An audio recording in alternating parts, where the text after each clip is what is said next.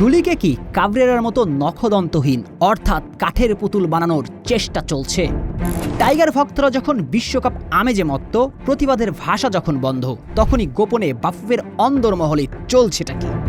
যার শুরু আছে তার শেষও হয়। রোমান সাম্রাজ্যেরও তো পতন হয়েছে, কিন্তু বাংলাদেশ ফুটবল ফেডারেশন বাফুফের অনিয়মের শিকল কি কখনোই ভাঙবে না?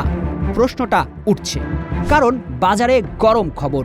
ডুলির অ্যাসিস্ট্যান্ট কোচ বনো ফজালিও চলে গিয়েছেন। গুঞ্জন আছে তার জায়গায় আবারও সহকারী কোচ হিসেবে দেখা মিলতে পারে হাসান আল মামুনের। হাসান আল মামুনকে নিশ্চয়ই আপনি চেনেন। কাবরেরা মামুনের জুটির আমলেই তো একজন উইঙ্গার পুরো ক্যারিয়ার জুড়ে মাত্র একটা গোল করেও বারবার বাংলাদেশ জাতীয় দলে টিকে গিয়েছেন। ফুটবলারটার নাম নিশ্চয়ই আপনার জানা, ফয়সাল আহমেদ ফাহিম, যার ফিনিশিং ব্যর্থতা বারবার ভুগিয়েছে বাংলাদেশকে। তবুও কাবরেরা মামুনের আমলে একাদশের অটো চয়েস ছিলেন ফাহিম। এমন আরও অনেক বিতর্কিত কলাপ ছিল কাবরেরা মামুনের অধ্যায়ে।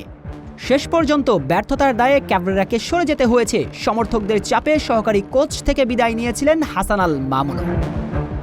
পরবর্তীতে ডুলির সহকারী কোচ হিসেবে এসেছেন বনো ফজালিও। তিনি ছিলেন একজন মাস্টার মাইন্ড টেকনিশিয়ান, কিন্তু হঠাৎ করেই তিনি নিজেকে সরিয়ে নিয়েছেন, চলে যাচ্ছেন।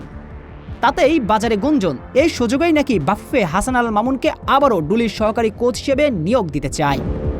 টাইগার ভক্তরা যখন বিশ্বকাপ ফুটবলের আমেজে বুধ, তখনই হাসান আল মামুনকে আবারও দায়িত্ব দিতে চলেছে বিএফএফ। গুঞ্জন যদি সত্য হয়, তাহলে শুরুর প্রশ্নটাই করা, ডুলিকে কি কাবরেরার মতো নখদন্তহীন সহজ ভাষায় কাঠের পুতুল বানানোর চেষ্টা চলছে? বলে রাখা ভালো, হাসান আল মামুনকে পুনরায় সহকারী কোচের দায়িত্ব দেওয়ার বিষয়টি এখন পর্যন্ত শুধুই গুঞ্জন। দেখা যাক শেষ পর্যন্ত কি সিদ্ধান্ত আসে। সহকারী কোচের ওই পথ শেষ পর্যন্ত কার কাঁধে যায়।